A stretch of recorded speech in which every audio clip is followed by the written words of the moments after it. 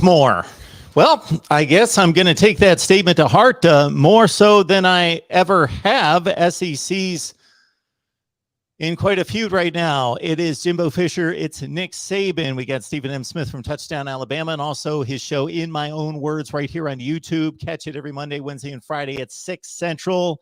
Again, we want to dive into the back and forth that has been ensuing between two of college football's best coaches. Stephen, how you doing today? Mark, I'm having a great day. I had to speak to some awesome children today, had to deliver some encouraging words to my youth today here in Birmingham. And I never thought that as I'm in shirt and tie and statement to the youth here, the two bickering brothers. I didn't think I would see Nick Saban and Jimbo Fisher go at it like this. It started off late last night. Coach Saban with some shots there toward the Texas A&M #1 class for 2022 at the Birmingham Countdown to the World Games event. And then we all know Jimbo, not one to sit down. He's always been more so of a fiery personality. And boy, was he fiery today at the A&M press conference. In the middle of me talking to my kids, here comes Jimbo going right at Coach Saban and did not hold back. So, SEC Media Days coming up here in July. And, of course, the October 8th matchup between Alabama and Texas A&M and Tuscaloosa. Some big blood coming in here. The first time we saw Jimbo Fisher get fired up on the topic was just after National Signing Day when Lane Kiffin made a quip about a luxury tax having to be implemented against Texas and Texas A&M. Jimbo fired back concerning that, basically calling coaches that were coming after particular programs irresponsible. They didn't know what they were talking about. They were doing things the right way at Texas A&M. Things had calmed down to a certain extent, and then Nick Saban addressing the group last night, basically comparing his number 2 ranked class to A&M's #1 class, basically saying, and he's been on this path for the last few weeks, not targeted at Texas A&M necessarily before this, but just about NIL being out of control. We got to get a hold of this. We need to understand where we are and do the right things going forward. And a lot of suggestions on what the NCAA and others need to be doing to fend off litigation and all sorts of potential issues. It's been more so of that conversation, Mark, at first from Coach Saban. It's been having this be regulated, having an oversight there, getting more of a developmental thing when it comes down to NIL. But on last night, comes right at, Jimbo Fisher with, we have the number 2 class, A&M had the number 1 class, and A&M bought every player they had. And the moment that statement comes out, social media went crazy, like a nuclear bomb dropped, on Twitter. And very sensitive topic here, as of right now, because when you talk about it, these athletes have to go to these third parties to get these deals, these different organizations, these different businesses and foundations. So it's not like you're getting the NIL from the school itself. You're getting these deals from these third party people. And I know on social media there have been different rumors going around about how did Jimbo Fisher really go about the NIL class. He ended up getting the number 1 class in the country. The young men want to go play for Texas A&M, and of course Jimbo is going to stick up for his guys, his players, the families that his players come from, the organization. There have been a few collective people in A&M that work with their NIL department. They've come out and saying how Jimbo's did nothing wrong. He handled it right. He did it the right way. But I think the tipping point of it all, Mark, was where Jimbo said, I've worked with Coach Saban. I've been around the guy. This is despicable, narcissist. And when the narcissist word came out, that hit the earbug strong. That hit the earbug hard, because now you've got different players on both sides of the program talking about it. You've got family members talking about it. Like this has created a bit of a war here right now. Let's understand first and foremost that there's more rumor and speculation out there concerning NIL that there is known fact, because it's not the responsibility of the player to let us know how much they're earning. That's up to just themselves. The school has to keep track of it, and the IRS. So they can just they can disclose that information if they'd like, but if they don't, then there's all sorts of speculation. We had James Coleman, former Florida State running back, on here the other day, who's an NIL part of a group there. And he says, some of these figures out there are just that people are adding zeros on. It's not that crazy when it comes to the amount of money that most are making. Not that that should be a concern. It should be more a concern. Are we following the rules, and are the rules fair to everyone, and those sorts of things? So the paying of players, when this first kicked off with Lane Kiffin, I was thinking, Lane, you could make a comment against Jimbo Fisher, but somebody else could take a shot at you from a lower, let's say a group of 5, to say, well, we don't have the money Ole Miss has, because as long as it's being done correctly, that's the issue. And then you're pointing to the strong language of Jimbo Fisher in particular. They both came out strong. There's no question. They did. Saban was going right after Texas A&M and Jimbo, but then Jimbo shot back with, the term despicable. His actions being despicable, talking about, hey, look into his past. You wouldn't want to know the things that he's done. He acts like God. He thinks he's the czar of college football. I'm telling you, and what this does, Mark, is it makes you all the more want to understand what is this NIL going to really do in terms of college football? Because if it's got coaches in a bunch like this, if it's got players in a bunch like this, if this has got collective groups in a bunch like this, and we're still basically in the early stages of this, what is it going to look like years down the road if we're already seeing disgruntledness from, like you mentioned, Mark, 2 of the best? When you talk about Nick Saban and you talk about Jimbo Fisher, and then you even got Deion Sanders involved. Coach Saban was talking about, Jackson State paid a player $1 million. And here comes Deion. Like, whoa. Why you got to throw my name in this? So here comes Deion out in here. So if it's already this type of a buildup now, and we're just in the early stages of this thing, years down the road, that's my concern. Stephen, this has to be striking a serious nerve, because coaches by nature, even when they're baited by the media, typically don't criticize other coaches, typically are very above board. And even if you can tell that they're angry or don't like another individual, they still pay them respect. You got to really read between the lines, but they are just at the throat. And the comment that really got to me was that Saban has apparently reached out to Jimbo Fisher. Jimbo will not take his call. Once says, I will not have anything to do with him. We knew coming into this thing, Mark, NIL was going to be some pros and there were going to be some cons. We knew this coming in. Last night until today, we're seeing the cons right here. Because like you mentioned, normally coaches would keep things close to the vest.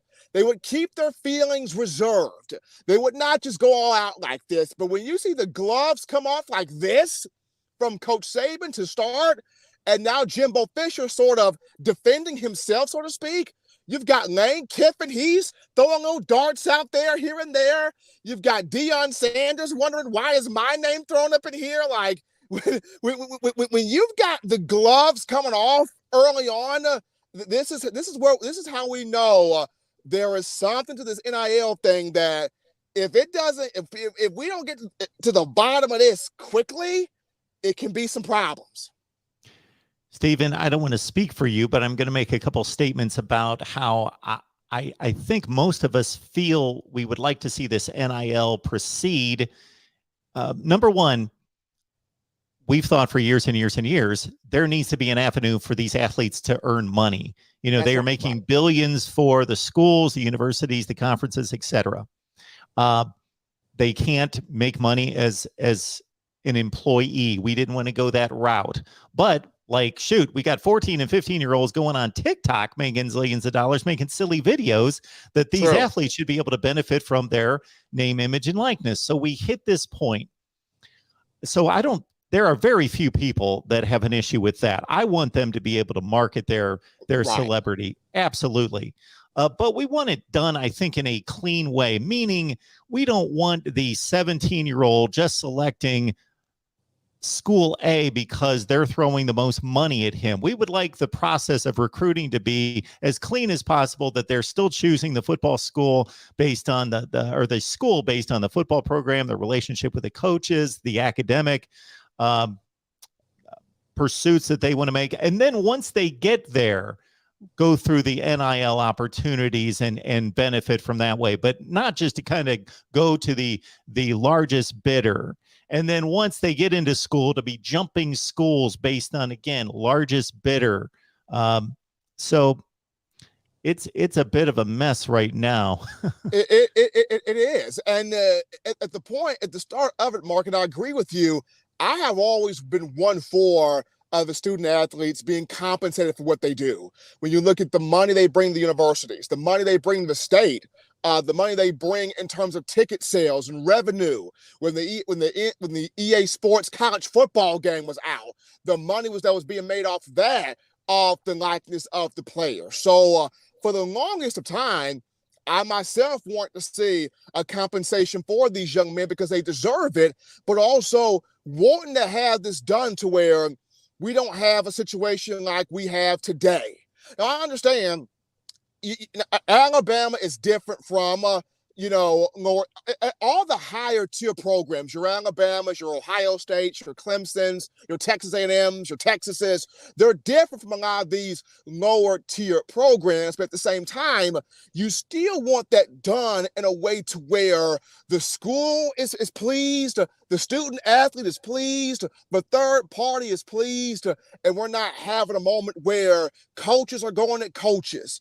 Players are going at a program because, well, this program A said they'd give me, $30,000, but program B said they're going to give me $50,000. We're not trying to have that, because that's where a lot of the confusion, a lot of the chaos, a lot of the trouble stems from. And just today, like I said, Mark, I was shocked. I was kind of just really taken aback by these two coaches, highly respected in what they do. Jimbo Fisher's a national champion. Nick Saban, a national champion. And prior to the day, two men that had a healthy respect for each other. Oh, I thought so. A healthy respect for each other. And now it's like, that healthy respect is, I don't know where that is. And then in terms of Nick Saban and Deion Sanders, I'm wondering, can the Aflac Duck mend this relationship? Yeah, it's interesting that there's that sideline to it, that sidebar in regards to their relationship on air with Affleck and all the work that they've done together there. And it just so happens that Saban makes the comment about Travis Hunter, and then Deion fires back. Well, I got to say this, Stephen, and I want to respect your time. So certainly just jump off whenever you need to. Just cut me off. Let me know when you need to get going. But shoot, we could talk about this all day. I believe that the college football fan that believes in Nick Saban and his integrity, let's forget about the football, but in regards to the man and his integrity, we just lost Steven right there. So he's cutting off. The point that I was going to be making there about Nick Saban is that Nick Saban typically goes after institutions, goes after rules, goes after policies that he doesn't like. He typically comes out during SEC media days each and every summer, and he typically has a theme, a narrative that he wants to attack, to basically say, this is what's on my mind.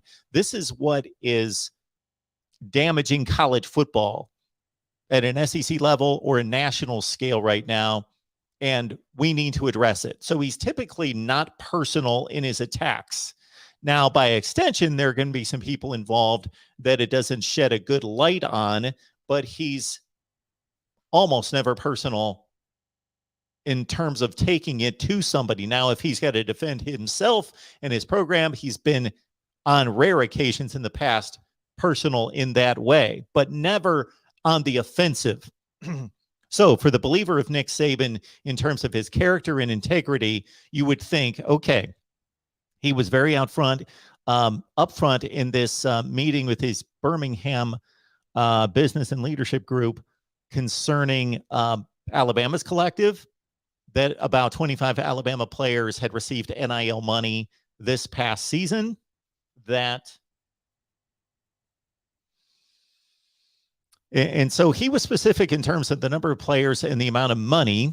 We don't know if that's accurate, but the amount of money in which Alabama has collected for its players. So for him to, if you're pro Saban, you've got to be thinking there has to be something with the way Jimbo Fisher and Texas A&M and A&M is doing it that he believes to be not above board, not according to the rules, not according to the guidelines and the rules and the spirit of what's going on. And Saban was fairly specific about that in a few comments. Okay. Anybody who's anti-Saban, doesn't necessarily trust or believe in his integrity or character, would simply say, Alabama does not have so much money in its collective as Texas A&M. And Nick Saban sees things slipping away in regards to leverage and ability to sign the best players, and sees Texas A&M taking over and spending the most money. And maybe it's legit money, but he's seeing the advantages that he has had and built slipping away from him, and he's just mad, upset, doesn't like the situation. And Jimbo Fisher and Texas A&M aren't doing anything wrong, but Nick Saban is mad about it. So you can take one of two sides. I really have no idea because I don't know the men personally. Welcome into the Voice of College Football. So I almost went live last night. I saw this break about 12:30. And I will say that I received my information, excuse me, from the ESPN reports coming down from Dave Wilson would be the most recent article, and that was the Jimbo Fisher rebuttal. So these guys are taking it full bore head on in terms of speaking this stuff in public, especially Jimbo Fisher, because Saban was speaking to a group that obviously made its way to Jimbo Fisher. And then Jimbo Fisher called a news conference and ranted for about 10 minutes and laid it all out there. So check out the back and forth there. We're not going to go through all of it, of course, verbatim, but we said much of it during our conversation with Stephen Smith.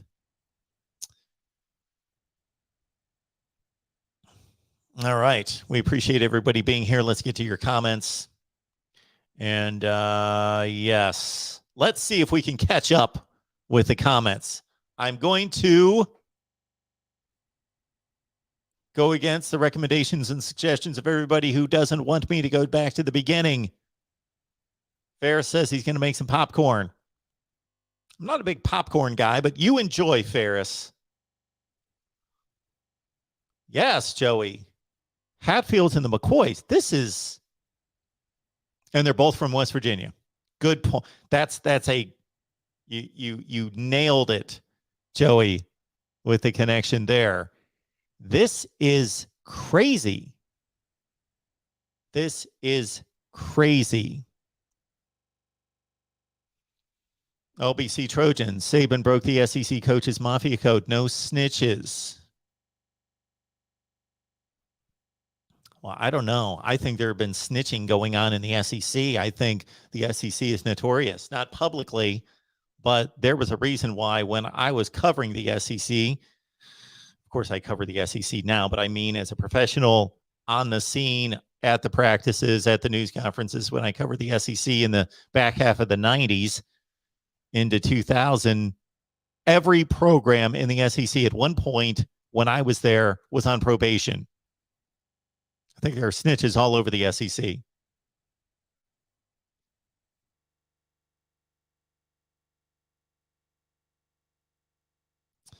Harry says listening skills are not being taught as not 1/1000th heard what Saban said, but what they thought he said. Okay. Without being specific, we have no idea what you're talking about necessarily. And so we've got all sorts of figures out here.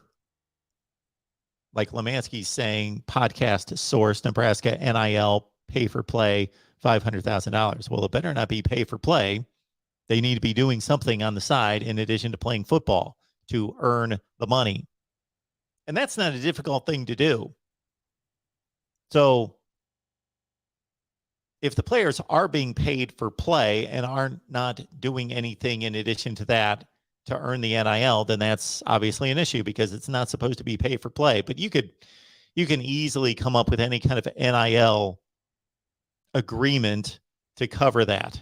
Shoot, send out some Instagram posts. Boom, there you made your $50,000. We hope it's a good one, D-Rock Irish. This is a topic that's difficult to get a handle on. It's not like previewing a game. Goodness gracious. Andrew Hattersley from Gig'em 247 Sports. We expect to talk to him Friday morning. Unfortunately, Andrew is tied up today.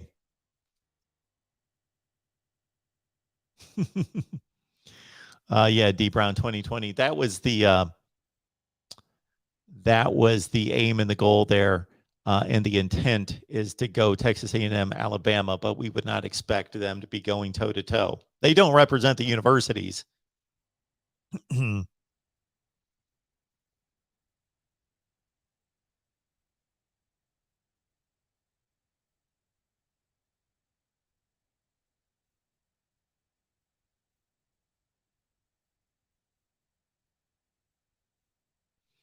Cody says, I'm taking Jimbo's side. You don't want the fight. Don't provoke the beast in a man.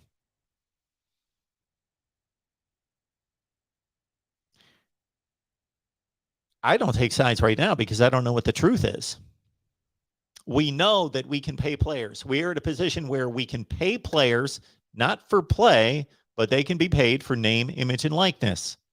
So whether they're selling iced tea like Bo Nix, or they are simply sending out Instagram posts, whatever they're doing that results in their football playing on the field and capitalizes on their name, image, and likeness and their celebrity, it's all fair game. The real MVP, Deion Sanders, has responded via Twitter.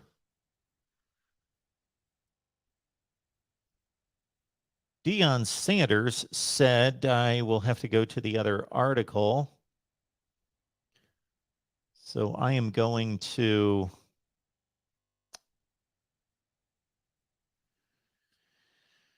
the article from Alex Scarborough from late last night, about midnight. So his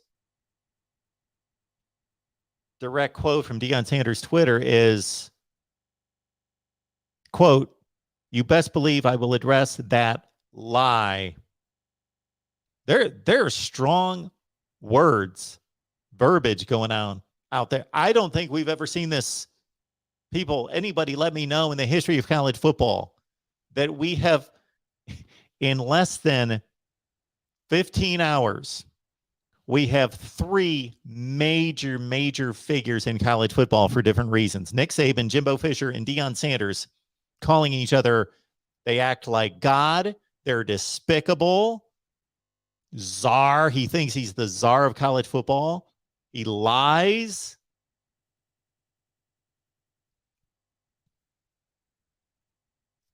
So Deion Sanders, again, quote, you best believe I will address that lie. So to your point, the real MVP, I guess he does say he's going to respond to it. So he's responding here, but he's going to respond in detail later. I'm going to address that lie in caps, Coach Saban told Tomorrow. Deion, not the best with the grammar here, so let's clarify. You best believe that I will address that lie Coach Saban told, tomorrow. So I guess he's going to comment today, Thursday, on Saban. I was and awakened by my son, Shedeur Sanders, that sent me the article stating that we paid. I think Deion, like some other public figures I can think of, should probably have a tweet editor. All sorts of misspellings in this thing. Anyway, that we pay Travis Hunter $1 million to play at Jackson State football. We as a people don't have to pay our people to play with our people. I think we can all speculate on what he's talking about when he says our people. I don't want to say it for sure because I might be wrong, but I'm about 99% sure what Deion Sanders means when he says our people playing with our people don't have to convince our people.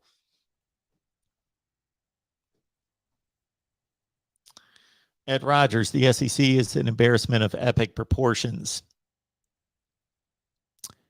You got a point there. You got Lane Kiffin. So Lane Kiffin, even though he's been the most subtle of the three that have commented on this, that have gained attention, it's been commented on by every coach in the SEC, but the ones that have gained attention, in a sense, Lane Kiffin was the most irresponsible in his comments because he did not accuse Jimbo Fisher of doing anything wrong, but basically said that they were just had more money to pay players than anybody else. There's nothing wrong with that. There's nothing against the rules that certain universities have more resources than others. So Lane Kiffin was simply complaining. That's all he was doing. He was just mad that Texas A&M had more money than Ole Miss to build a collective if it was all done legally and above board. And so Lane Kiffin was just whining. These guys are going at it in a sense, basically saying that guy's doing it wrong. He is against the rules. Saban says Jimbo's against the rules in building this 22 recruiting class. And then Jimbo's firing back to say Saban's got a history of doing things under the table. So I can respect that more than I can respect Lane Kiffin whining about how much money Texas A&M has. So the coach at Memphis can whine about how much money Ole Miss has.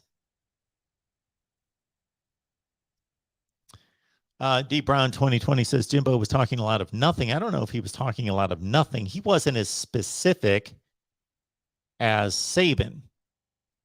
So I'll credit Saban with being specific, both in defending Alabama and then also calling out specific coaches and players, or coaches and the player, Travis Hunter at Texas State. Where Jimbo, if you're on the defensive, why does he need to be specific? He's just basically saying, we're not doing anything wrong, and Nick Saban's got a ton of skeletons in his closet. Exploring with Ben, appreciate you being here and encouraging everyone to hit the like button. That's what I played out there just a few minutes ago, the two scenarios, whether you believe in Saban and his integrity and character or you don't. And Lifeo Bill. Oh, gotcha. Life of Bill right there is siding with the latter, that he's basically saying Saban's mad because he doesn't have bank. And now he's playing under different rules, and Alabama does not have the bank of the schools in Texas.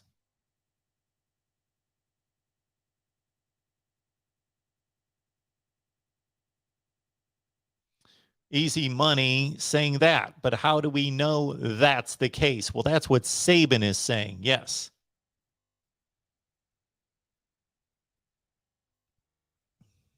Yes, Ferris, they're calling each other out in public now. They've done it for years. They've run to the NCAA for years. Now they're taking it public.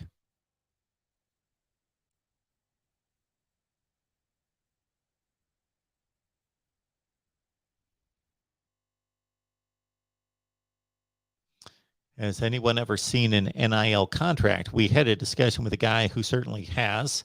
Our guy, Big James Coleman. Big Game James Coleman was on the other day to talk about the NIL and his NIL group, not specifically with the, well, he did detail how an NIL is run because he used his group as an example.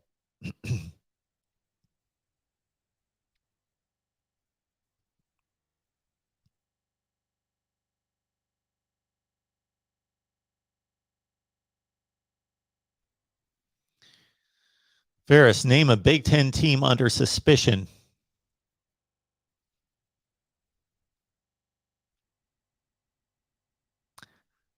The schools that we're hearing about are Texas A&M, Texas, USC, Miami.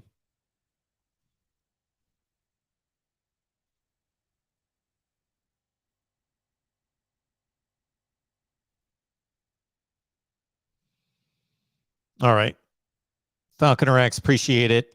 Thank you for being here. Super sticker from you. Thank you so much. Hopefully you caught up with our Miami show last night. Hopefully you had a nice birthday dinner with your wife last night, Falconer X. Nice job by you. And I don't want to miss the other contribution from Falconer X here.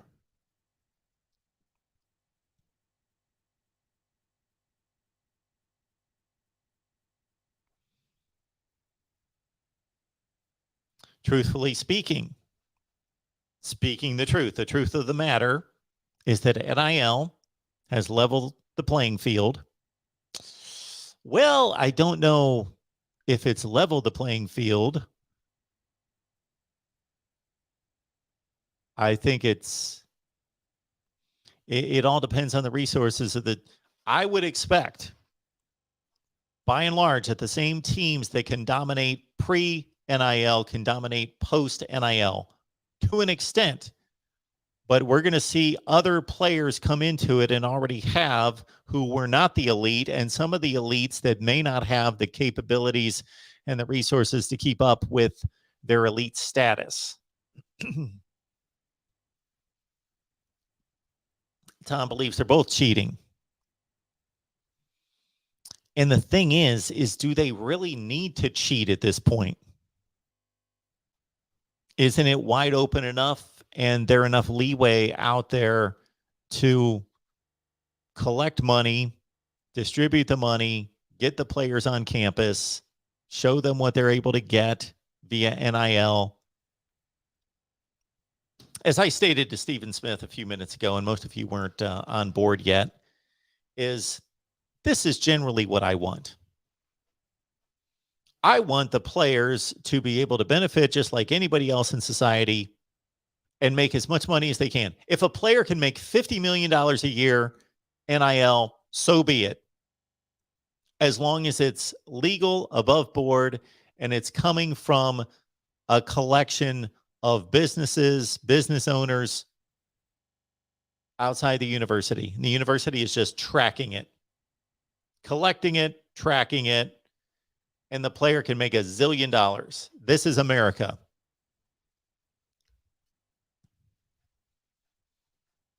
If tomorrow we didn't have 261 people on here, we had 260 million people on here. And YouTube would have to pay me the ad revenue from that, and all sorts of people donated, and I'm suddenly making $50 million for doing exactly the same thing. And I could have a ton of critics saying, this guy just talks about college football and he makes $50 million. It's the American way, as long as it's done above board. So the first thing that I would like to see, and I admit it would be difficult to regulate, but I want these 17-year-old kids to make a college decision based on where they want to play football, the location of the school, what they want a degree in. And I know some of you are going to laugh at that, and I will as well. But let's keep in mind that if they're smart, if they're thinking it through, they're at school to learn a trade, a skill, a business, or to make business connections. Even if they have no idea what they want to study and could care less, they've got to be thinking, and I'm not talking about Travis Hunter, who's going to be playing in the NFL. I'm talking about, let's go a cut below that. They better be going to college thinking about learning something that they can do the rest of their lives, or at least making business connections that they can capitalize on for the rest of their lives. Because do we know any sources out there that have done the math on how many of these guys, let's take the Power Five, how many go on to play in the NFL and make substantial enough money to continue with the rest of their lives based on their football playing ability? and how much money they made in the NFL. It's very few. So I would like, and I think this is reasonable, for these student athletes to make a decision on where they're going to go to school and play football. And I'll still use that order: go to school, play football, based on where they want to play football. Who's going to win championships? Who's going to win? What coach do I want to play for that's going to develop me? What coaching staff? Who treated me well? Business relationships, working relationship, personal relationship. We hear that all the time in recruiting. It's been huge in the past. I hope that it still is, that the relationship built between the head coach, the position coach, and the player has been huge in the recruiting process. Also, who's going to develop me for the NFL? What do I want to study? And is this a good school for it? Where do I want to go? Do I want to stay close to home? Do I want to go far away? All those things that have traditionally been in the mind of the elite college athlete, that's what I want the decision to be made on. And sure, they're going to have all sorts of sources that are going to be able to let them know Texas A&M's got a huge NIL. Shoot, they talk. They can contact all sorts of players already on the team and say, how much money you making NIL? I make 50 grand a year. I make 125 grand a year, whatever it is. So they can collect that information on their own. We can't stop them from doing that. But we need to outlaw, whatever term you want to use, NIL suitors, boosters, collectors, the collection being presented to the player before they commit, sign, and enroll at a school. That's the first thing I want. And again, are we going to be able to enforce that to the nth degree? Like the speeding limit? No. But like the speed limit, catch some people and hammer them. Obliterate their program. If they are found to have set up NIL contracts and agreements and relationships before the player commits, signs, enrolls at the school, slap that school with like a $5 million fine, strip 20 scholarships away, don't let them see postseason play for 4 years. Like, hammer that school. So that's the first thing that I would like to see done. And the next one is simple. Enforce the one-time transfer rule. We will see players play at 2 schools max. Graduate school, okay, there's a possibility there.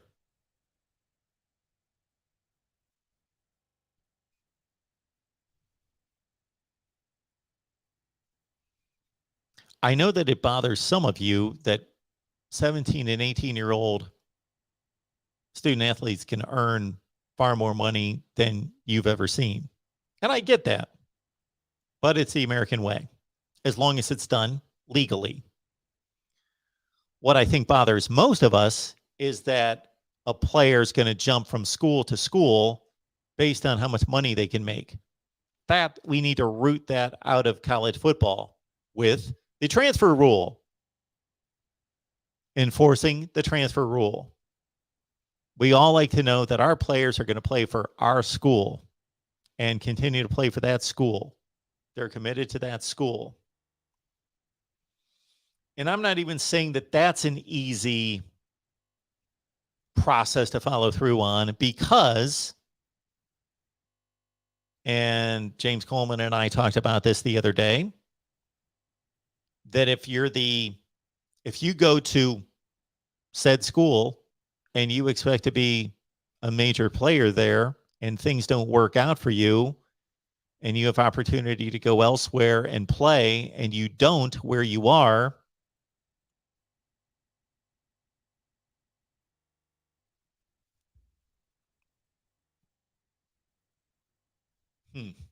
should we force the player to stay at a school where he's buried on the depth chart?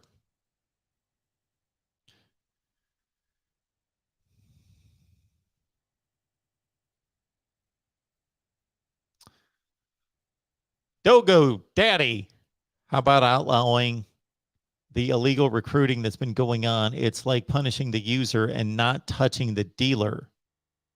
Leo Lewis, ring a bell. Redacted off the record testimony, ring a bell.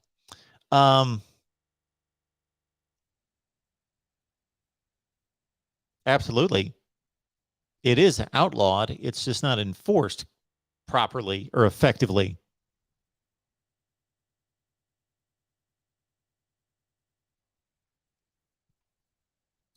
David, I understand your frustration with players sitting out bowl games because the NFL is waiting. I don't know how to regulate that, though. The only way I can think of regulating that is by putting it in the stipulation of the scholarship. The scholarship's a contract in and of itself that I've signed a contract to play for this school, play for this team through this season. And as long as I'm healthy and can play football, then just like I'm not going to sit out a regular season game and opt out, I'm not going to sit out a bowl game. Because basically, by that point in the season, the player's waiting for the NFL, preparing for the NFL, doesn't care about school anymore because he's going to get drafted. So there's really nothing prohibiting a player from opting out. All right. Jeff is asking very, very, in a very courteous way, and a real MVP, please make this a call-in show. All right. I'm going to let you guys fire off. Give me 2 seconds here. Where's my phone? Appreciate all of you being here. I thought that this would strike a nerve. Struck a nerve with me, certainly.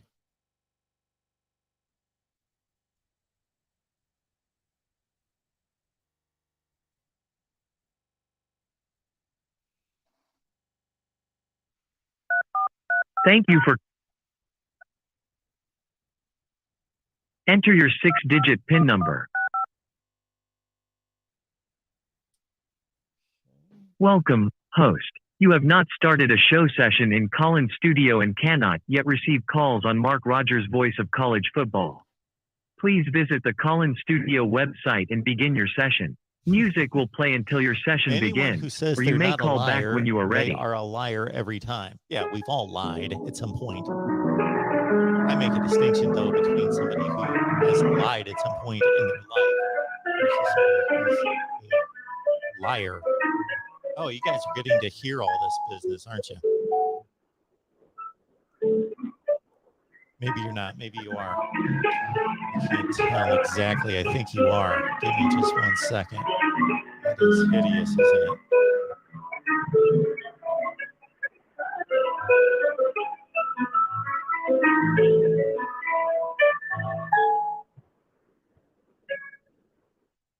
Welcome, host.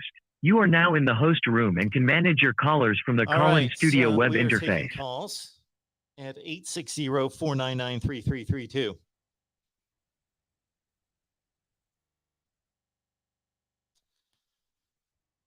And before I post a number on the ticker below, check out the ticker. Venmo, PayPal, and Cash App, most effective way to contribute here at the Voice of College Football. Just look me up at Mark Rogers TV, Venmo, PayPal, and Cash App.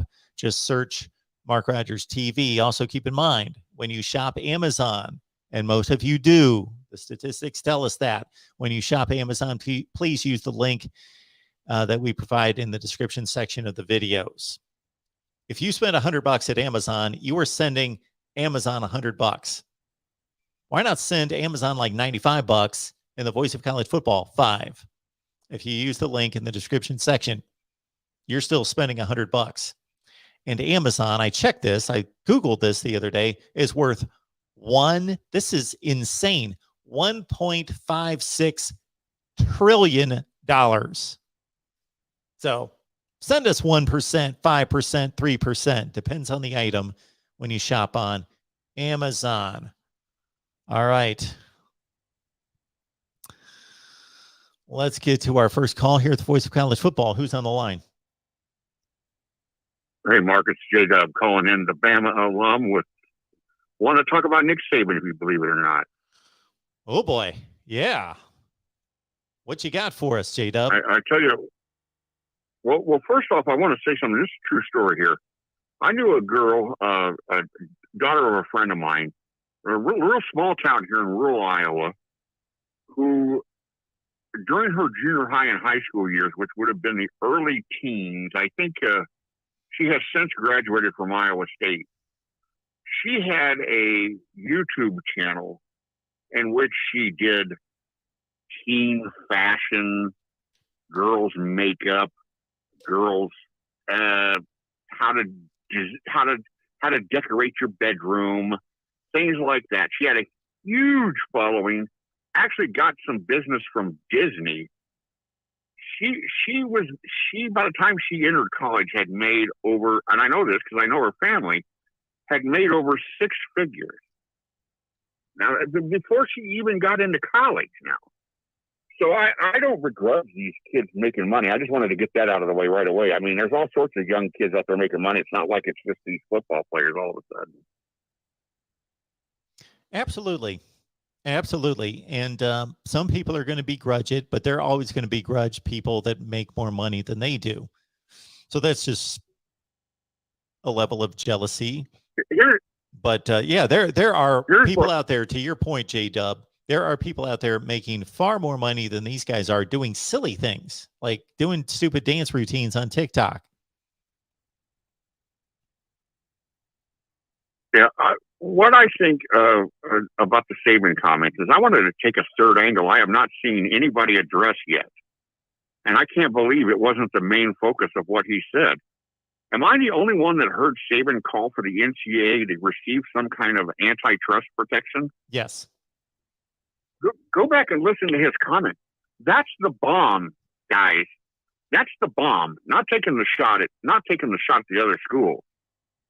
Saban is saying, unless you protect the NCAA from these frivolous lawsuits, or change the NCAA into the authority, whatever you're going to call it, unless you give someone authority over the game and protect them from lawsuits so that they can actually enforce the rules, it will remain the Wild West. And I think that's what Saban was saying. Saban was saying is, look, X is going to have more money than Y. A is going to have more money than Z. D is in a better location than F. But make the guidelines the same. And right now, there's no enforcing power. Like you've always mentioned the one-time transfer rule. They can't enforce it. He's saying put the teeth back in. And maybe what he's saying about Jimbo, and remember, he's talking to a room of Alabama boosters. He's talking to people that he wants to write a check so that he's got more money to play with. That's part of what he's saying. I mean, that's part of his message is, hey, fellas, right here, you guys need to pony up because look what's happening over there. I think what he was saying about some of these other schools is, without these guidelines, all sorts of shady is going to happen or be accused of happening. We've got to protect the NCAA with antitrust legislation. And I haven't heard anybody say that until he said that last night. Yeah, it's a good point. It's the one statement that he made that really is all encompassing of what the issue is and how it can be handled. The rest of it's just, he certainly was very upfront about what's going on, but just using Jackson State, Miami, and Texas A&M as examples of what's going to happen without that enforcement. And to your point, you make a good point about the transfer rule. So there was a point in which it was enforced, but when a few players challenged it, the NCAA started to cave in, and now it's probably in fear of litigation. Right. And because that that there is a clause in there, and I don't know it verbatim, but there's a clause in there about hardship cases that, if you've already transferred, but then you have a family member who has a serious illness or disease, something like that comes up where there's a hardship, then that's going to be waived. And there were rare cases where that would happen every 3 or 4 years. But then those hardship situations started to become more and more just, I'm mentally distressed about the situation here, or I'm being, all sorts of situations, and the NCAA just caved into any waiver request. Anybody could make up anything as being a hardship. Yes, and I thought Saban had an interesting point. He said he talked about women's tennis, women's golf, baseball, softball. He didn't know the number, but he was probably somewhere in the ballpark. Talked about 450 scholarship athletes at the University of Alabama. How many of them are going to make NIL money? How many of them are going to make money at their professional sport? Most of which don't even have professional sports that they're taking part in. He's talking about this was a way. Oh, look at all these kids that get to come to school now, get a scholarship, get to come to school, get to better themselves, get to create value for themselves, is what he likes to say. Have the opportunity to earn a degree. He mentioned that Bama is leading the nation in players who graduate in 3 years. They're near the top in total graduations. And while he's got a lot of guys making a lot of money in the NFL, there's also a lot of guys that are getting their degrees from Alabama and thus having careers selling real estate, going into business, going into banking, being engineers, whatever the case may be, whatever their degree is in. And I really think, and I'm not trying to make Saban out to be some disciple, I think, and you have mentioned this before, there are times when he is talking about the game as a whole and not necessarily where Alabama fits in there. And I really think that's he used the red meat to get everybody's attention because he knows how to handle the media. He mentioned, well, you got this going on over here and this going on over here. But then he talked about the antitrust legislation, and he said we cannot get to the point where we're paying players. We can't. He mentioned the boosters. He says you're going to give a kid a check and have him come to Alabama, and you're going to come to Bryant Denny, and you're going to be strutting on down the hall, and boy, I brought this kid to Bama, and he goes, but the coaches are not going. He's not going to play because he's not ready to play, and then you're going to get mad and say, well, I'm not going to do that again. We cannot get to the point where we're paying players. If players become employees, it's over, game over, and that's also the end. If you don't believe me, go Google Stanford. Google what Stanford had to do. Cut 11 varsity sports. Stanford with their big cash bucket. Cut 11 varsity sports. You start paying players and you turn the players into paid employees. So long lacrosse, so long tennis, so long gymnastics. The non-revenue sports are out of here. You're not gonna pay Susie Miller $1,000 a month to be on the tennis team. So I think he was speaking at a grander picture, and I just kind of was trying to get your angle at it, and then I'm going to get out of the way because I know there's got to be a lot of other people trying to call in. So thanks for taking my call, Mark. I'll hear what you have to say about it, and everybody hit that thumbs up. Thank you, J-Dub. Always appreciate it. Have a good day.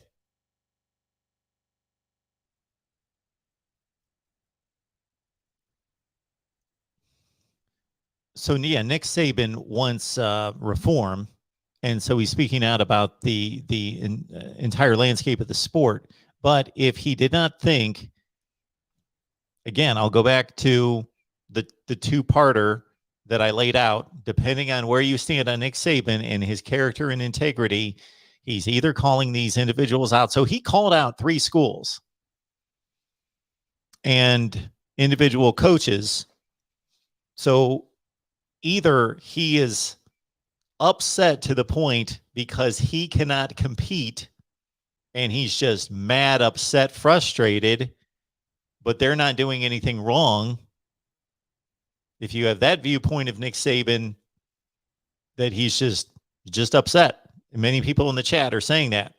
He's just pissed off because he can't compete and he sees things unraveling.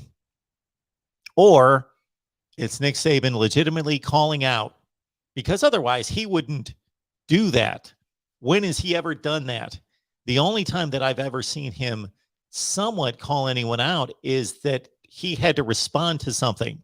He didn't go on the offensive ever to call anybody out. And nowhere near this extent of being this specific about buying a class. They bought this class. All right, let's take our next call here at the Voice of College Football. Appreciate you being here. Who's on the line? This is Captain Hurricane. Hey, what's going on today? It's doing pretty good. I was going to respond a little bit to the last caller, too. Saban knows that they're in trouble. I mean, this is common sense. Where's more money at? There's more money in Miami than there is in Alabama. There's more money in USC than there is in Alabama. And they know the grip they've had on college football for about the last 12 years is coming to an end. And I'm not so sure NIL deal might have been created because of there needed to be changes. But you look at the coaching staff that Miami has got down there, that's what you have to do, because some of these coaches know what's coming. Everybody knows with these NIL deals, these kids, I believe, they should be paid. You could go out there and have an injury and end your career forever. They should be paid. The college aren't paying them. Companies are paying them. NIL deals are different companies that are paying these players. But Saban knows his reign is coming to an end. That's why he had this call that he had today on bashing these schools. And, you know, he's creating a problem where there is no problem. This is all legitimate. It's all legal. And what it boils down to, he knows that he's not going to be able to compete with a USC, a Notre Dame, a Miami, because the money is starting to flow and it's not going to stop.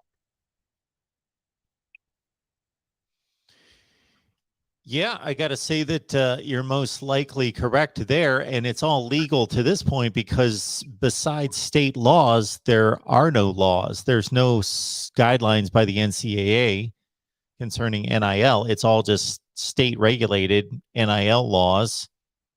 So something else too, not to interrupt you, but something else too. We all know what's going on in college football for years. Some schools get caught. Some schools don't get caught. NIL deals have been around since the 80s. They just weren't called NIL deals. All colleges at some point in time, especially in football, has done things in the past that weren't literally legit, but some schools get away with it. Some schools get caught. But the fact of the matter is, now there is no cheating. It's legal to pay a player, which, like I said, you know, you could get hurt in your career. These kids need to make some money, but Saban don't need to be complaining. He's had a run now for all these years. It's time for him to just sit back and watch what's fixing to happen. And I'll take it off there on that. Well, thank you so much for the call. I appreciate it. Thank you. Have a good day. All right, let's keep it rolling here at the Voice of College Football. I appreciate everybody joining today. And we've got a lot of great content in store coming up. Welcome into the Voice of College Football. Who's on the line? What's going on, Mark? It's JT Sport. JT, what's going on? What's going on, Mark? Man, this is college football at its finest, ain't it? This is college football at its finest. So much. Well, it's entertaining. It's just so. I don't know if it's at its finest. Yeah, it's just so entertaining because this just kind of happened out of nowhere. So I was just browsing the internet, and then I just casually saw this Nick Saban presser that not a presser, but event that he did, and I was just like, dang, it was just random. And a lot of people, myself included, were trying to figure out where this was coming from. But the biggest thing that kind of confuses me are the people who try to make it seem like every college and college football is just running this great, honest program.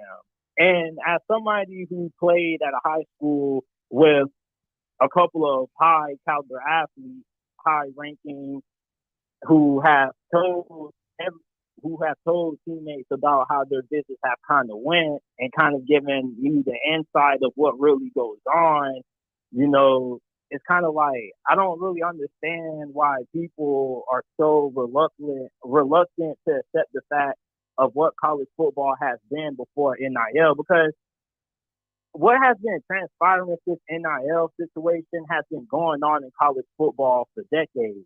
It's just that NIL now kind of has somewhat made it legal. But why do you think so many people are so reluctant to accept the fact of what really has been going on behind the scenes? Because I don't think that, because I was trying to break it down to somebody, and maybe you can help me, because somebody was like, Alabama did things the right way, and they showed Alabama having the #1 recruiting class in 2008 after having a 7-5 record. And they recruited most in-state players. And I was like, okay, but how could Nick Saban, even though he won a national championship at that time with Alabama having a down period, convince players to pick Alabama over Auburn? Because Auburn was the best program in the state of Alabama at the time. So I don't understand why people are so reluctant to accept the fact of what has been transpiring in the dark. Well, people are starting to see the dollar figures, or the reported dollar figures. Some of them are erroneous, of course, and they're inflated, but people are uncomfortable with that. I think this is just one of several things that irritates the typical college football fan is players jumping from school to school. We didn't have that before. Mm-hmm. The Alabama fan knew that their Alabama players were always going to be Alabama players, and they could see 10 years later them play in the NFL and say, that boy played for the Tide. He always played for the Tide. He was loyal to the Tide. He didn't go off and play for North Carolina and then go off and play for Oklahoma. He played for Alabama. That's the only team he ever played for. And the connection made there with the money is that the perception that they're jumping schools now in the transfer portal because of opportunities in NIL. And that irritates people. Mm-hmm. Yeah, it's really, and honestly, it's really the NCAA's fault, because it's not just football, it's college basketball too, because college basketball a couple of years ago had this big FBI investigation where Arizona, I think they fired their head basketball coach because of the repercussions of it, and there were a couple of other things that ended up from it. So college basketball and college football have pretty much been built off this for years. And it's the NCAA's fault for allowing it to get to this point. But as Paul Farnball said this morning, it's kind of like, how does the NCAA regulate everything? How does the NCAA really oversee everything when there's so many programs to watch? And like somebody else said earlier, the previous caller, I believe, said this. I mean, think about the schools who haven't gotten caught yet. But at this point, caught doing what? Dude, that's a good point. Honestly now it's basically, even if people accuse Alabama of playing players under the table, which pretty much almost every program has done up to this point, does it really matter what has happened in the past now? Because it's in the past. This is a new era now. So with the NIL, and I'm gonna hang up and let you go. But if you was in the situation where NCAA called you and they say, hey, Mark Rogers, we want you to become the commissioner of college football and help us kind of solve this problem, what would you do in the commissioner's role to try to kind of rectify this whole entire situation? I appreciate you for taking my call and keep up the good work. Well, I appreciate the call. Thank you so much for that, JT. Have a good day. I have gone on and on in previous shows about what I would do as commissioner of college football and laid that out. I'd like to get to all these phone calls coming in and talk a little bit less myself, because you guys obviously have a lot to say, but I do want to highlight one comment that came in here. I wish I could find it now because I want to read it exactly as stated. Jason,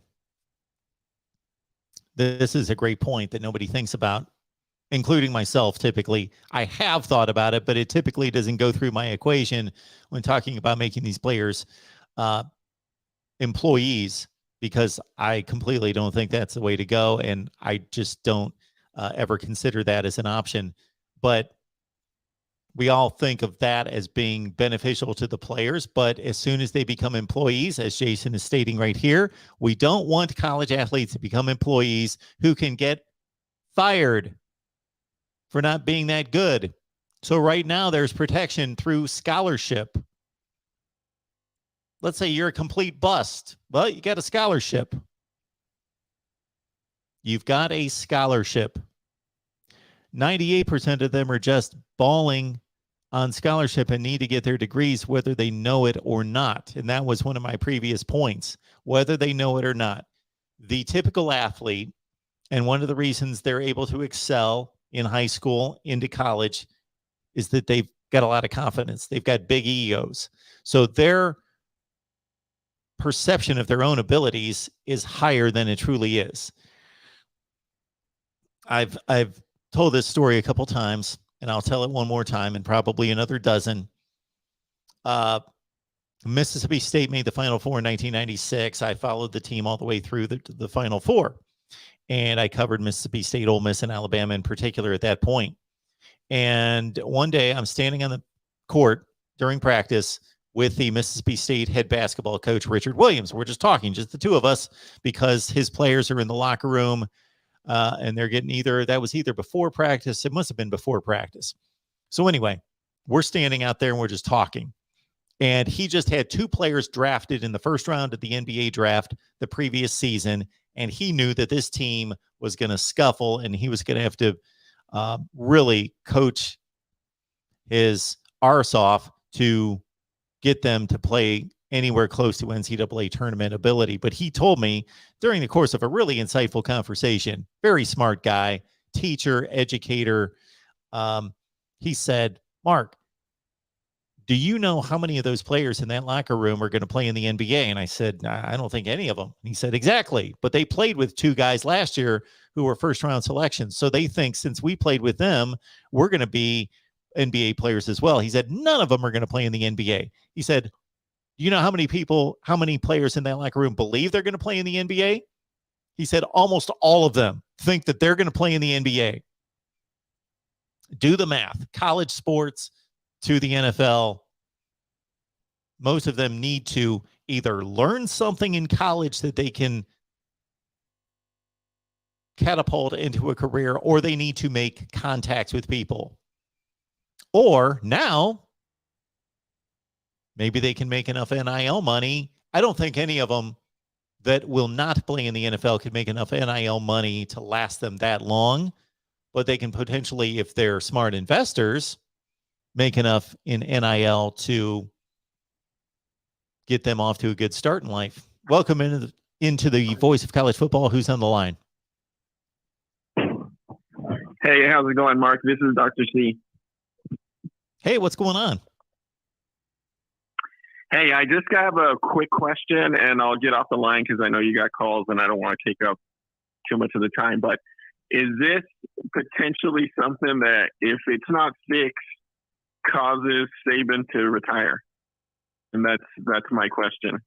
And I'll let you go because I know you got people to talk to, but I love watching the show and hearing it. Thanks, Mark. Thank you so much for the call. Appreciate that. Well, I typically answer these questions in this way, that I don't know the man, so I don't know what motivates him. I don't know.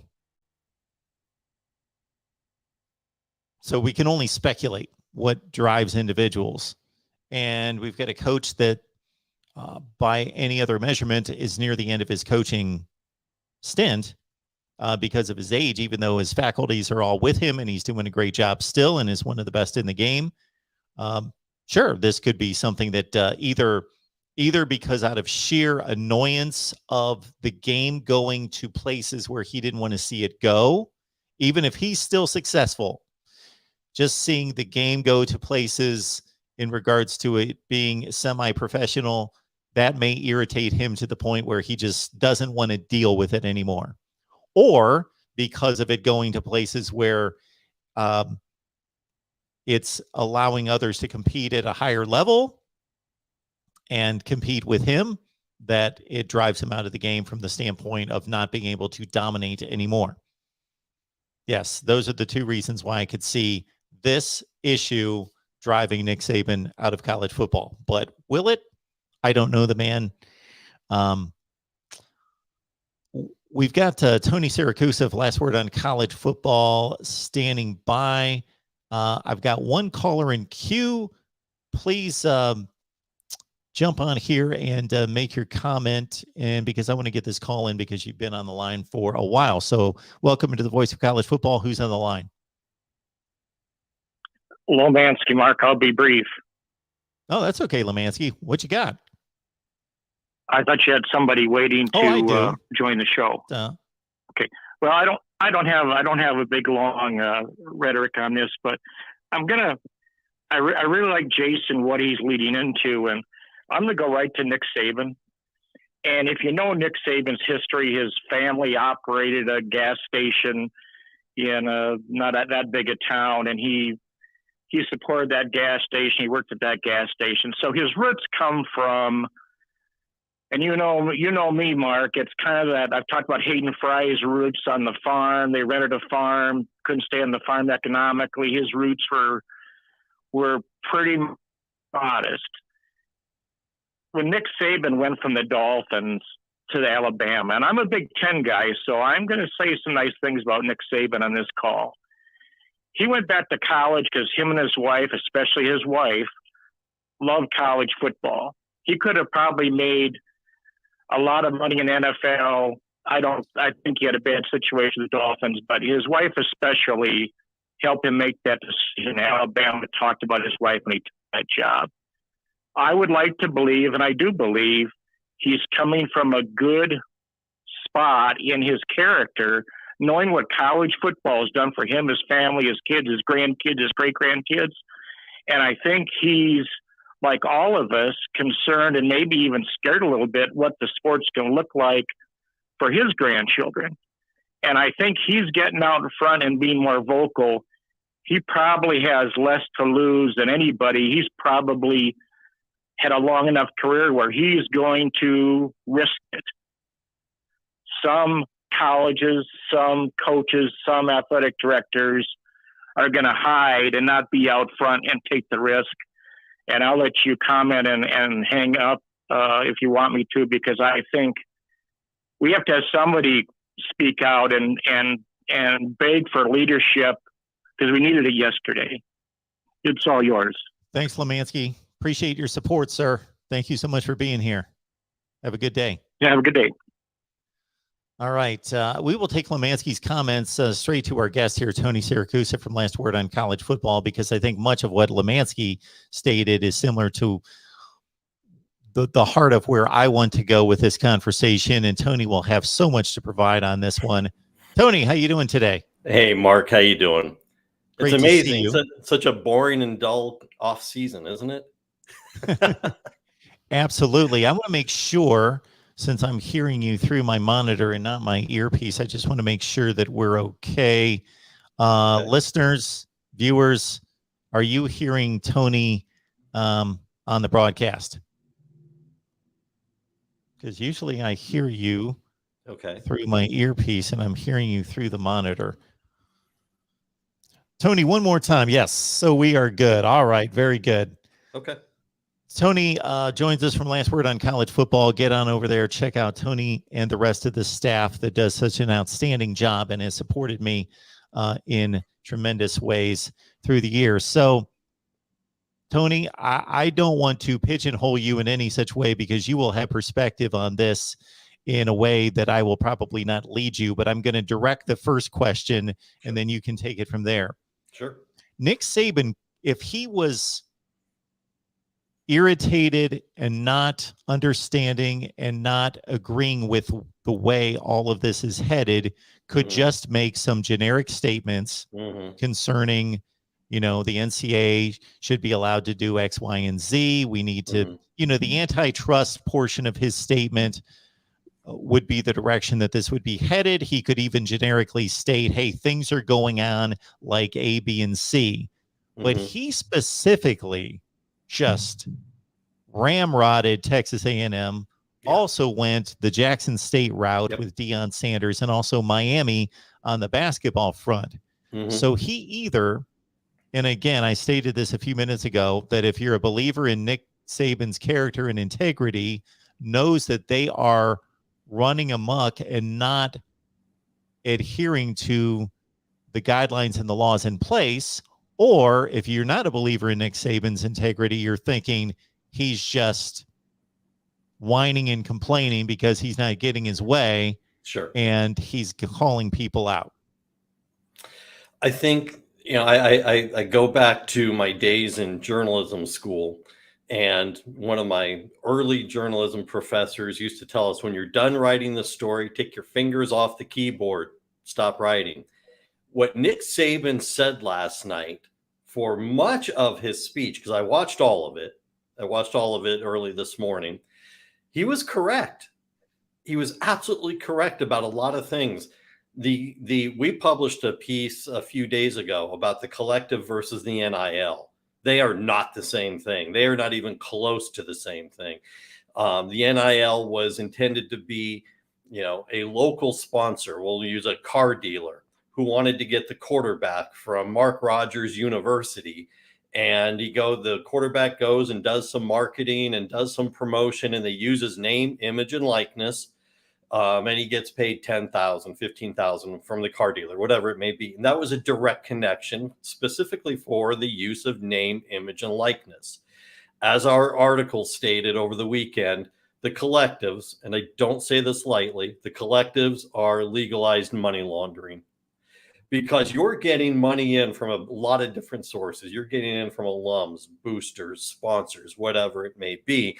And then you, as the collective, are doling out the money to chosen players, a lot of times with no regard as to where the money came from. Because if your $10,000 that you're giving your wide receiver, it was $10,000 from a booster, that violates NCAA rules. It violates NIL rules in most states.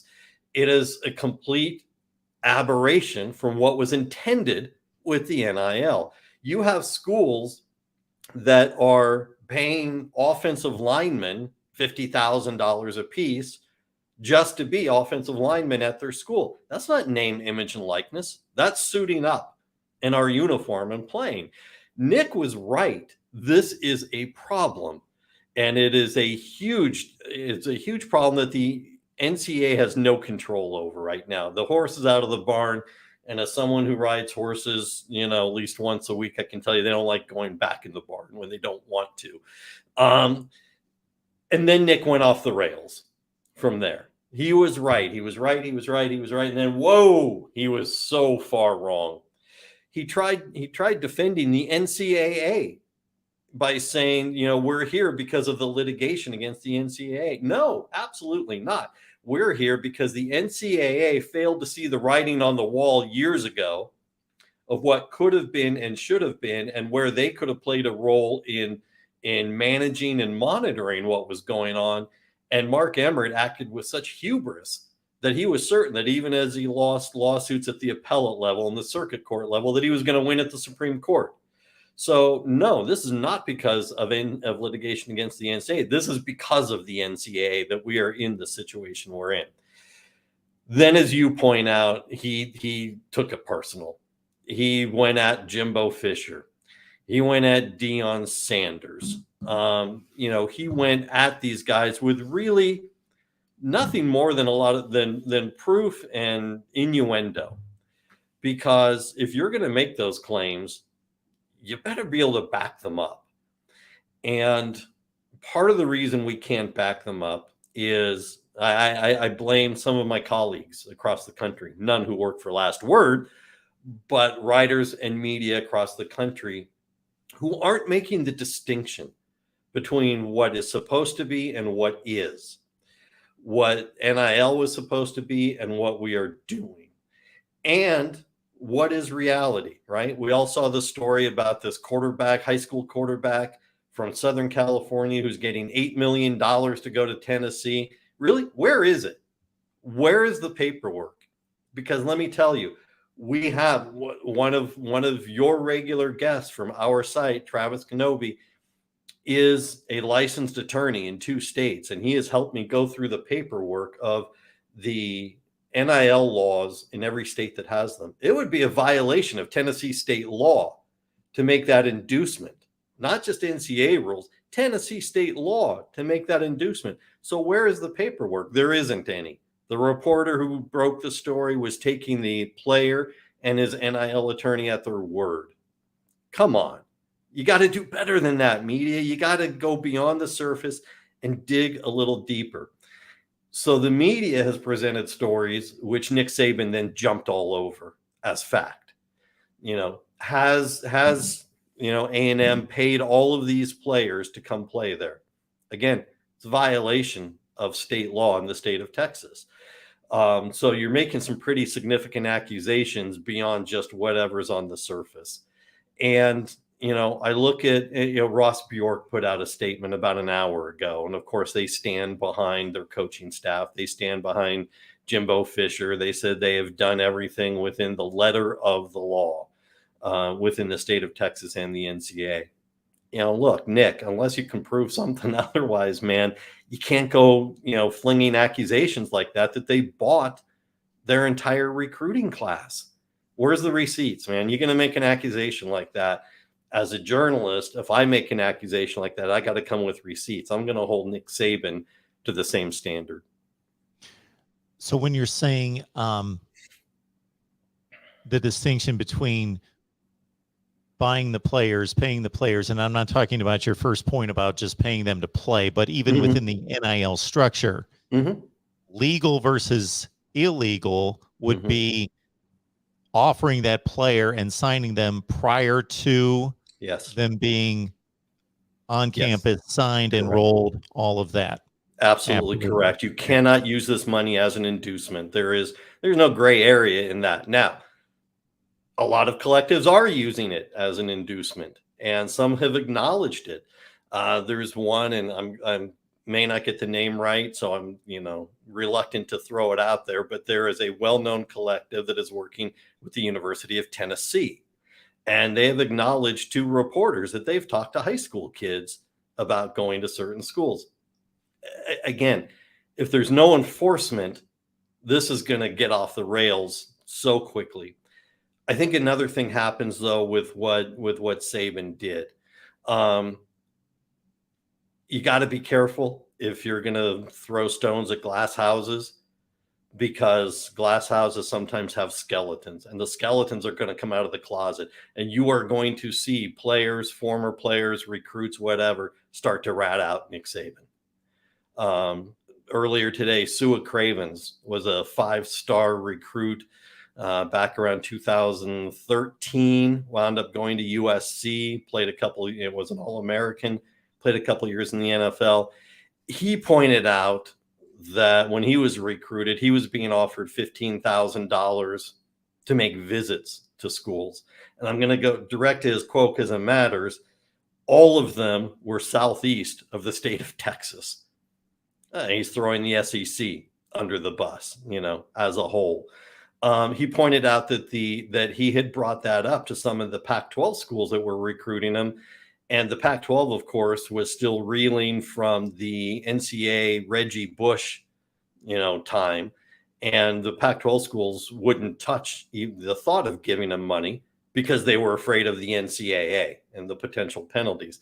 The SEC has long ago abandoned any fear of the NCAA and Mark Emmert or his predecessors.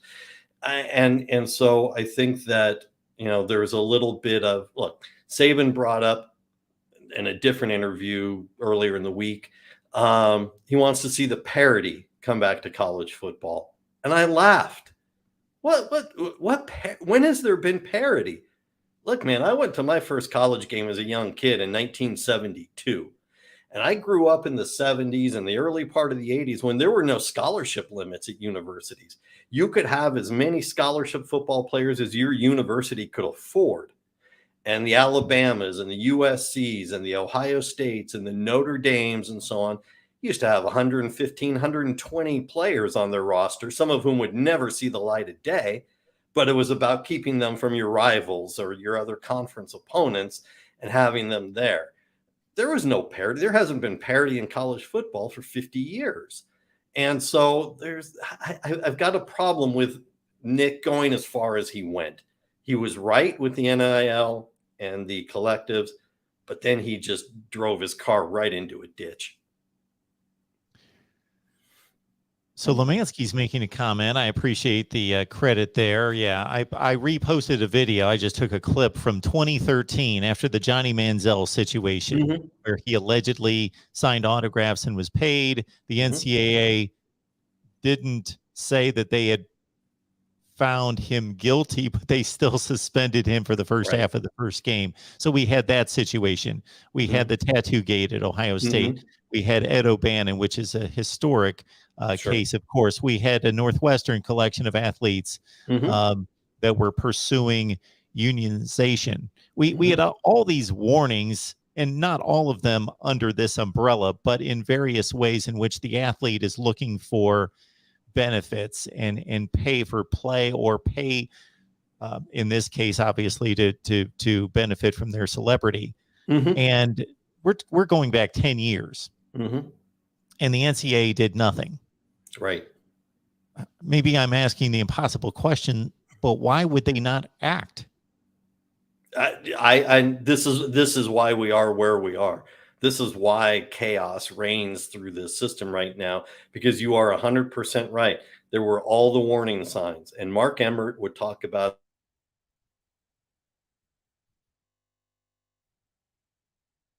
window long.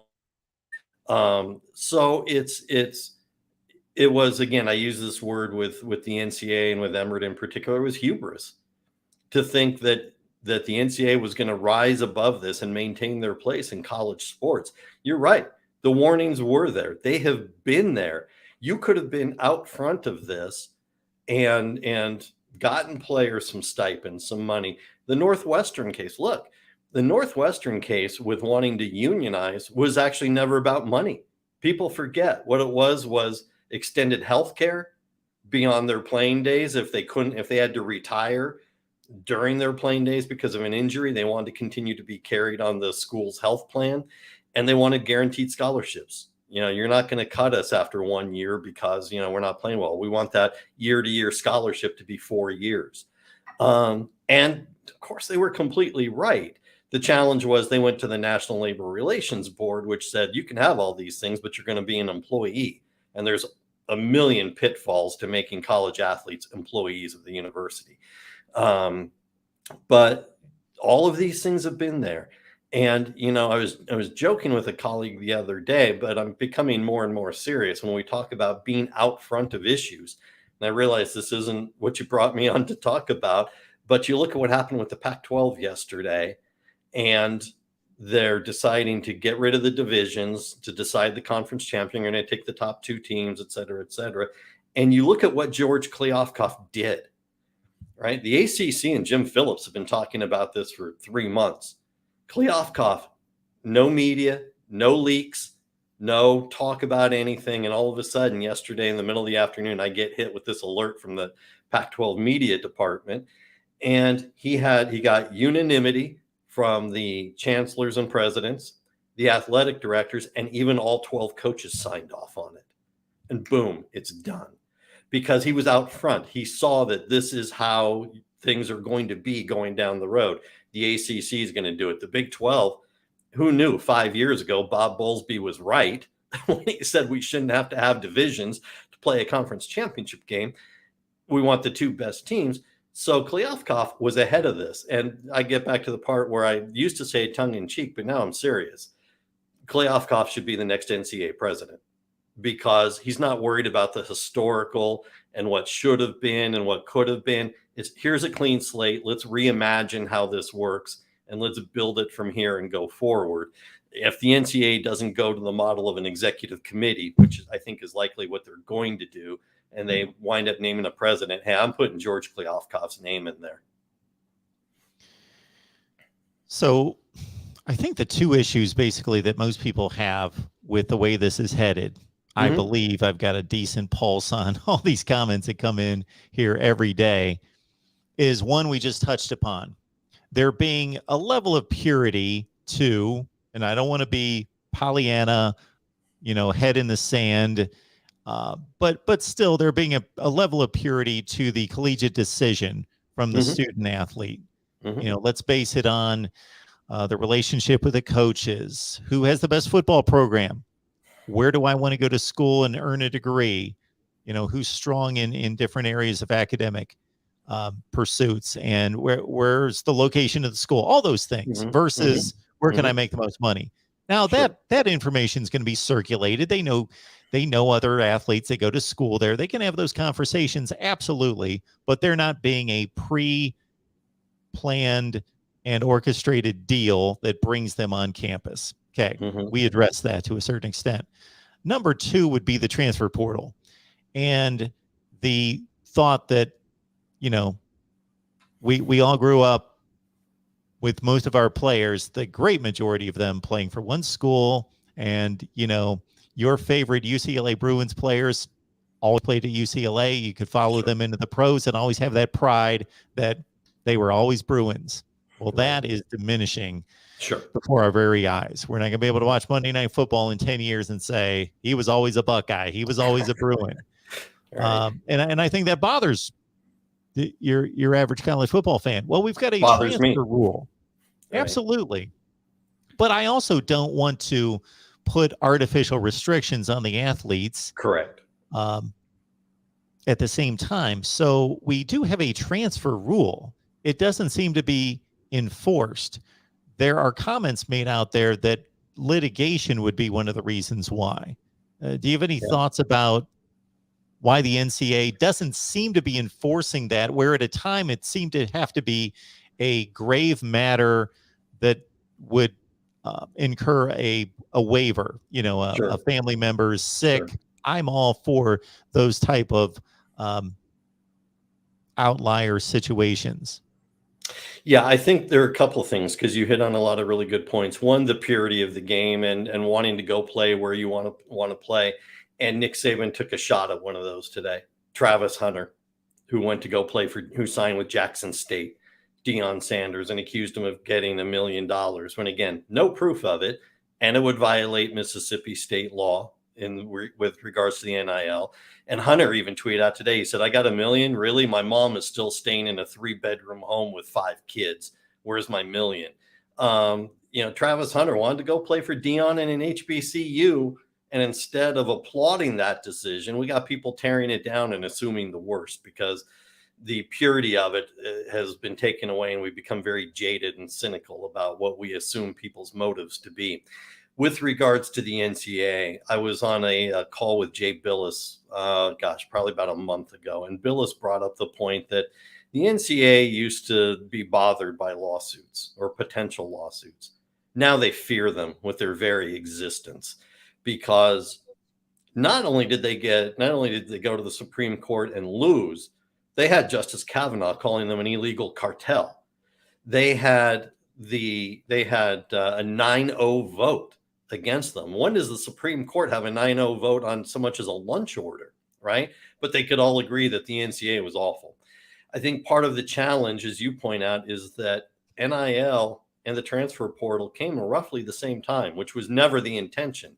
But the legal process and the timing of things made it so. And so the two have become intertwined. Is someone transferring because they're getting money, they're getting a promise of NIL money, or they're seeing NIL opportunity here. I have no problem with the transfer portal. You get your one free transfer with immediate eligibility. After that, you've got to either be a grad student to get the immediate eligibility or have some other waiver type cause. And all of that is fine. Coaches get to come and go as they want. You can't hold the players to a different level. The problem is the two issues are being inherently intermingled. They're whenever you have something new, there's always unintended consequences before you bring in the fixes, right? If you've got an Android phone, you've got out, they release a new iOS and it does terrible things to your phone, and then they put in, here are the bugs to fix it. And that's really where we are. We have gone from the horse and buggy era to high-speed cars that are crashing. And, so you don't go back to the horse and buggy, you fix the high-speed cars and the drivers, but the NCAA is sitting on the sidelines watching it happen, and it needs new leadership like today, So I think that that's the only way some of this gets fixed. I think you have member schools who want it fixed, who want the changes. They're going along with the game as it's played, because if you don't, you're going to get creamed. You're going to be obliterated in the process. So they're going along with it, but they'd like to see some significant changes. So I think if you put someone at the top that can bring about certainty with what it looks like going forward, this can still be fixed. There's so much talk, and you brought up the name of the Pac-12 commissioner in terms of making him NCAA president. That was your nomination, correct? NCAA president or a commissioner of college football. Those would be two different things to us, could be to a certain extent. Do you think we're there? That's been a hot topic, having a commissioner of college football, because I think COVID, the pandemic, taught us a lot of things in regards to how the sport is structured and who has the power and who's going to make moves. And now we're learning so much more through NIL and the transfer portal. So you think that's a good direction? Do you have any faith that that's going to, that the powers that be are going to be able to come together and collaborate to that degree? Shoot, to your point, these conferences can't agree on. I know you were making that comment about other entities, but right about the Supreme Court. But I would say the same thing about these conferences. But maybe they've learned something through all this. I think I've talked to a handful of coaches who all see this going in one direction, which I'm not sure I like it, but I see why, which is college football pulling away from the rest of college sports and letting the NCAA have everything else. The selection committee doesn't want to run March Madness. They don't want to run the college softball World Series. They don't want any of those things, but college football gets set across here. I think you're going to wind up again with some unintended consequences if you do that, mostly financial on behalf of the school, and it's going to decimate a lot of schools and their athletic departments. It'll wipe out some of the other sports that can no longer afford to be paid for. That's a whole other qualitative conversation that can be had. But I do think that there is a path that 3, 4, 5 years from now that you're going to get a serious look at that and have a commissioner of college football while the NCAA is running, everything else with whomever is running the NCAA at that point. There's no putting the genie back in the bottle where we are now, but there is smoothing out the bottle and taking away the broken glass and fixing that. So that's what I see the immediate next 12 months being.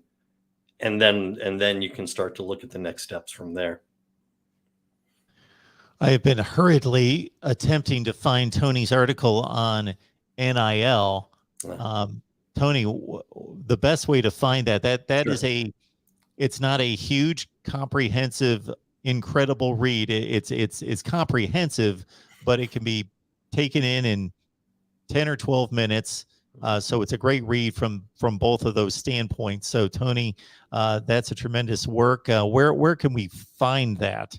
I appreciate that. If you go to Last Word on Sports and you click on the college football button, we published it, I believe, Saturday or Sunday. So you'd scroll down on the left side and you'll see it in there. You may have to click on the button that says older stories or whatever the case may be. But if you keep scrolling down to the stories that we've already run over the last week. You'll see it in there with the big picture of the NCAA building and all of that. And it is, I mean, that's where, and I make no apologies. Look, I've got an interview next week, a one-on-one exclusive interview with the athletic director at Wake Forest, and their collective is different than others. And, you know, I'm not sure he's going to like the fact that I called all collectives legalized money laundering, but that's what it is right now in the form in which it's running. So it's, you know, that's that there are, again, the unintended consequences with, but in this case, it's with nobody minding the shop.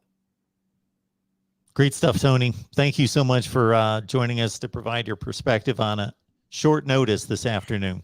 Always glad to help out, Mark. Always glad to do it. Take care. Tony Siracusa, last word on college football. Always a great source, flat out just to talk football, but especially in these matters that address the landscape of college football and where we're headed. We certainly appreciate Tony's perspective. There was a comment just made in the live chat concerning the Pac-12 and the moves that were made, announced yesterday to ban the division format starting, bam, this season. And we addressed that on our live show yesterday. So check that out. We had a great conversation concerning that. All right. We still have the phone lines open at 860-499-3332. I will get that number back on the screen. If anyone else wants to address the dispute. So there's a large, big picture portion of this conversation, and we've addressed most of that. Then there's more of the emotional, visceral portion of this, which is watching Nick Saban, arguably the greatest coach in history and the most accomplished, certainly in our lifetime, taking on Jimbo Fisher and the back and forth there like nothing I've ever seen. Can anybody remember a time when two college football coaches were this public and this direct to call each other out? Neither one of them by name, but they were obviously speaking about each other and using terminology like God, czar, despicable. You know, this is serious stuff. First, to quote Nick Saban on Jimbo and Texas A&M. I mean, we were second in recruiting last year. Saban told this Birmingham businessman's audience. A&M was first. A&M bought every player on their team, made a deal for name, image, and likeness. We did not buy one player, all right? But I don't know if we're going to be able to sustain that in the future because more and more people are doing it. It's tough.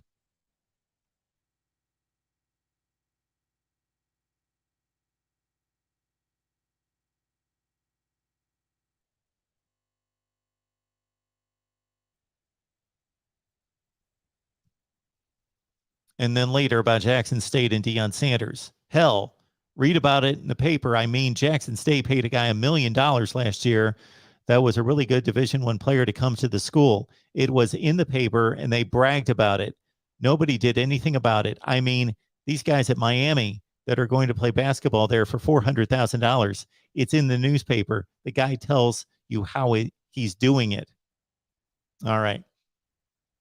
Let's get to our next call. The Travis Hunter situation was mysterious in that if you know anything about Travis Hunter's recruitment, he has been a Florida State fan and locked in on Florida State. And from the time that he committed 2 years before National Signing Day and would show up at everything possible concerning Florida State football and was on campus constantly and recruiting players to Florida State. Actively recruited. I've never seen anything like it. He had been on campus more times than Mike Norvell in the last year or so. And then all of a sudden on National Signing Day, boom. Welcome into the Voice of College Football. Who's on the line? My name is Scott. How you doing, man? Hey, Scott. I'm doing well. How's it going today?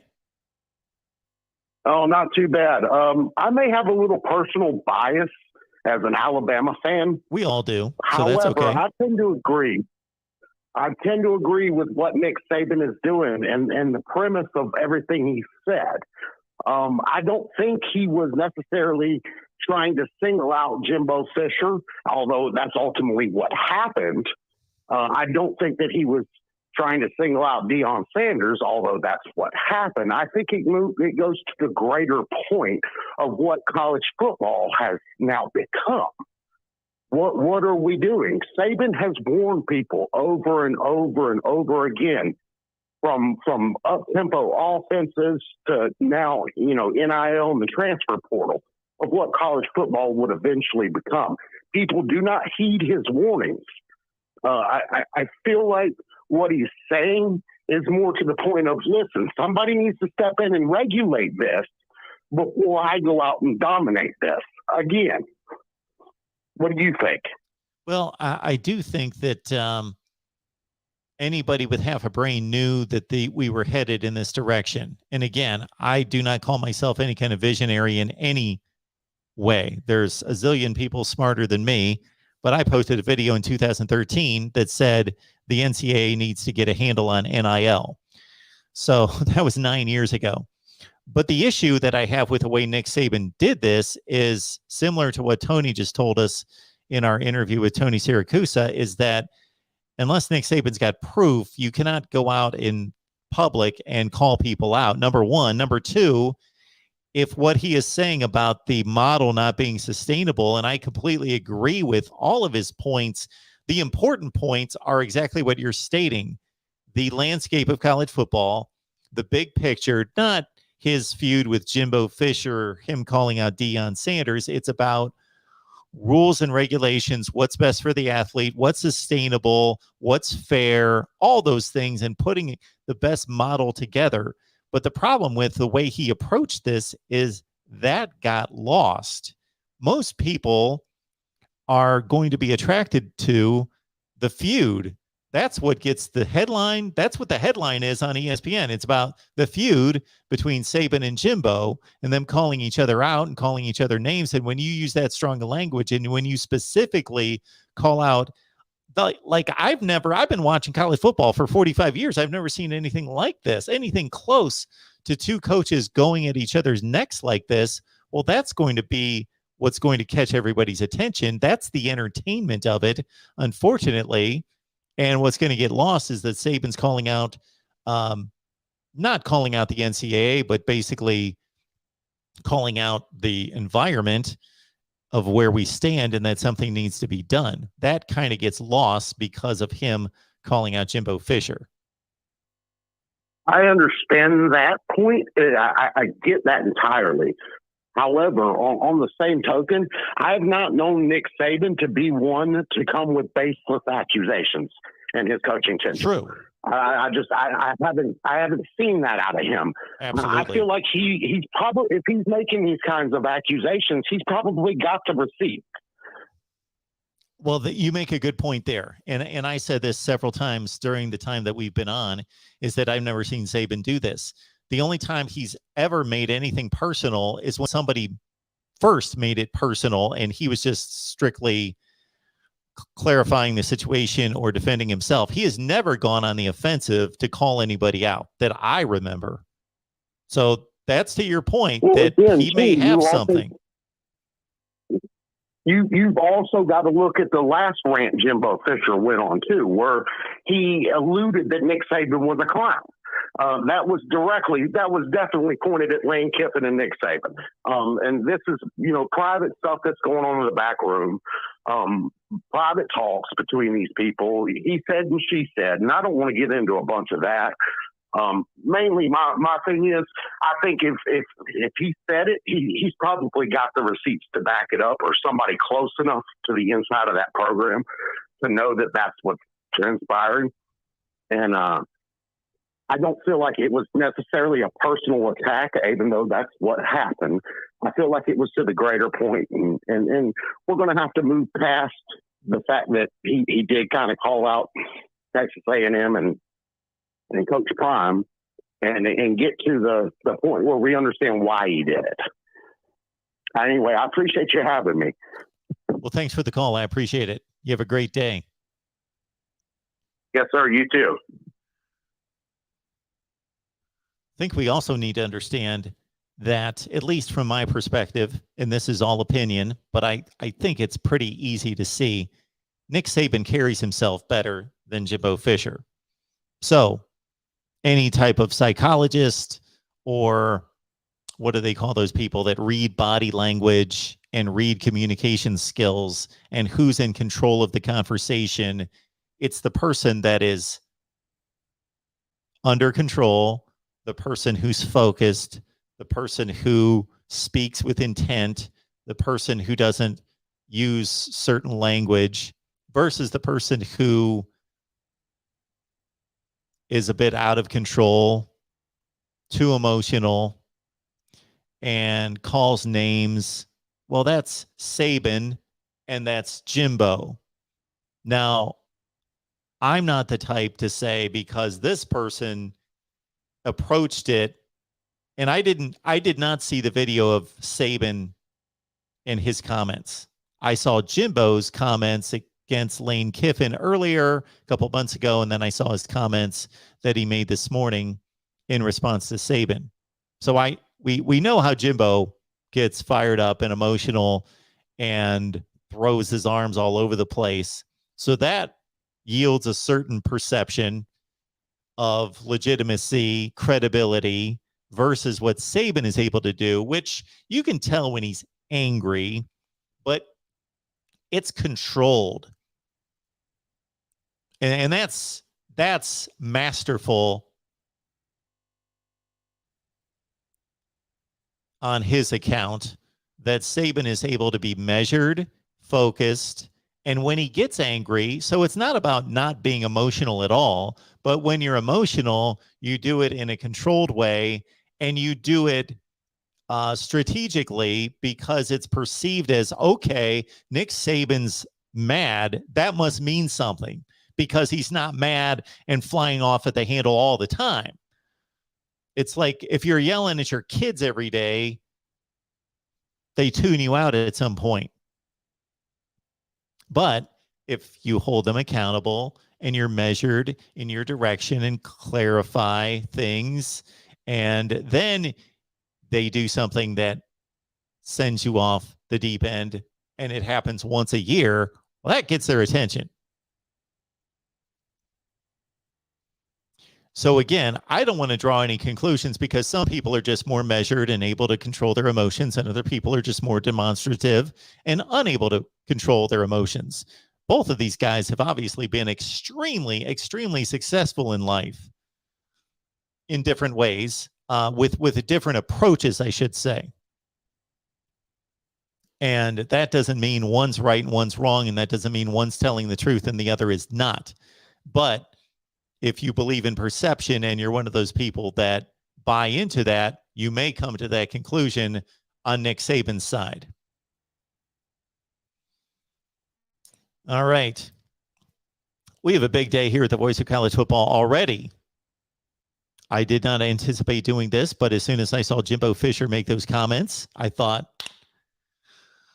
I was already going to strike on the Nick Saban comments from last night. And I tell you, if I had more energy at 1 o'clock in the morning last night before I went to bed, I would have cut a video or gone live last night when I saw this come down at sometime after midnight last night, but I just didn't have it in me.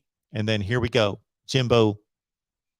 And this is, you could say, to Jimbo's credit, or just that he's reactionary and he decided, I'm not just going to take this. I'm calling a news conference, and here we go.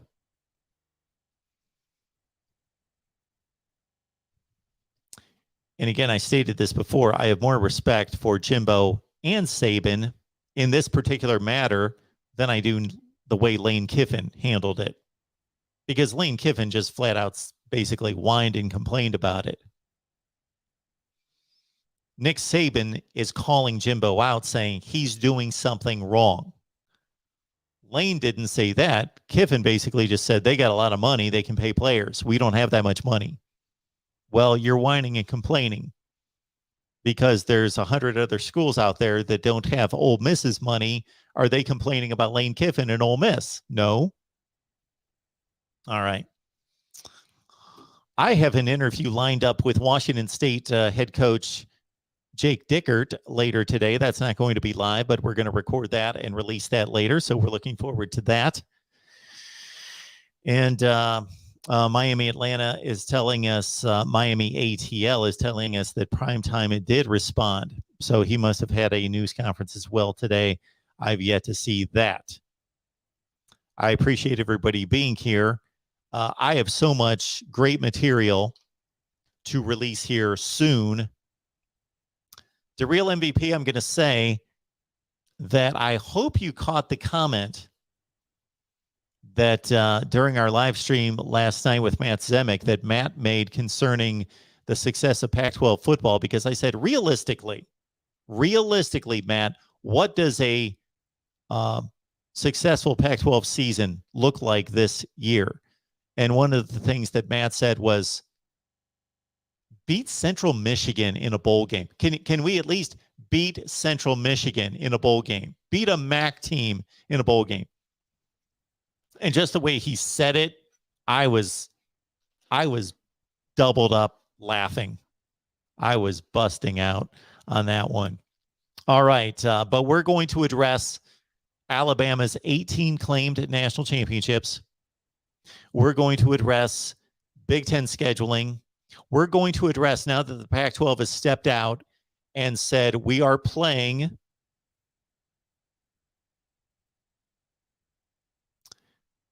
you guys are distracting me with your comments, especially with whatever, however you pronounce that.